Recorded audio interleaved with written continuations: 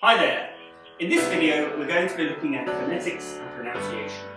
I'm Colin Monroe and this is the English Language Club. So what is phonetics? Phonetics is the study of the actual sounds that make up the words of a language. Every language has its own characteristics, and there are sounds in English that you might not use in your language, and sounds in your language that we may not use in English. And one of the more difficult things about English is the spelling and the pronunciation.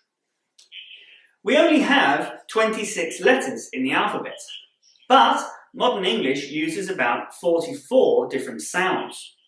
So when you look at a word, it can be difficult to know from the spelling how to pronounce it, because the same letters can be pronounced differently in different words. Look at these examples.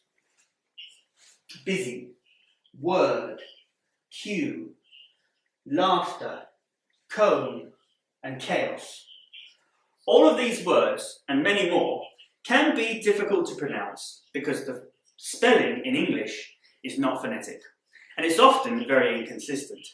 So phonetics gets around this by looking at the actual sounds that make up a word and not how it's spelt. This is a chart displaying the phonetic symbols. There are three sections to the chart: single vowels in green, and the diphthongs in red, consonant pairs and consonant singles in blue. We've made additional videos about each section of the chart, as well as a video with an overall explanation, which you can view by clicking on these links. The key to good pronunciation is to understand that making the sounds of speech is a physical thing. If you're not accustomed to speaking English, it won't feel natural for you to use your mouth and your tongue in the way that you need to. So if you want to improve your pronunciation, think about these questions. Where does each sound come from?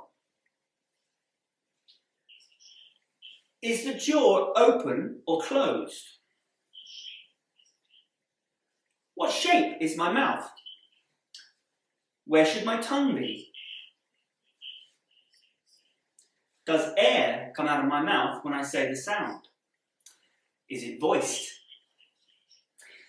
Incorrect pronunciation is almost always the result of trying to produce a sound in a way that's physically incorrect.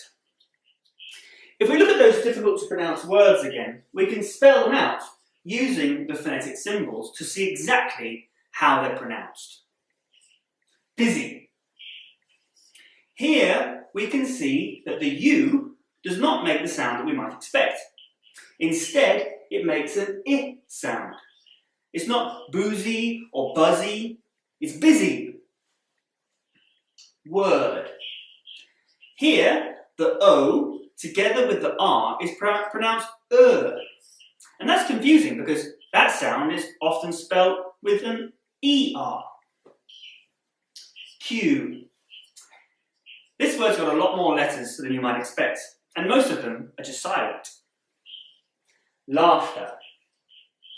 You might expect there to be an R in laughter, but there isn't.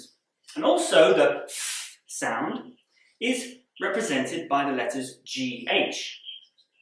This is a very unusual spelling, and it causes a lot of confusion. Cone. This word's got a B at the end, but we don't pronounce it. And finally, chaos.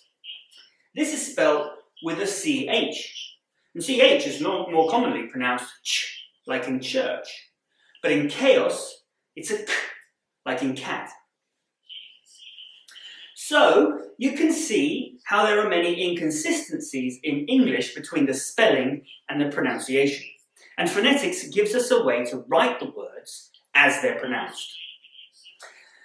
We've also made a video summarising the most common errors that people make with pronunciation. If you're having problems and you want to improve, why don't you have a look? You'll probably find something that will help you. We talk about minimal pairs, which are when two sounds are often confused, like L and R. Consonant clusters. This is when there are several consonants together without any vowels and that produces a sound that can be difficult to pronounce, like bl in blend and sh in splash. Homophones are pairs or groups of words that are pronounced the same way, but with different spelling. Like to, the adverb, and to, the number. Heteronyms are pairs or groups of words that have the same spelling but different pronunciation. Like excuse, the verb, and excuse, the noun. The best way to improve your pronunciation is to talk with someone who will correct you when you make mistakes. If you don't have someone you can do this with, you can go to our website and book a class with me or one of our other teachers. It doesn't matter where in the world you are, we can study together over Skype. You can also contact us on Twitter and Facebook. We're here to help you, so if you have any questions or comments or would like to arrange an online class, please do get in touch. Thanks for watching.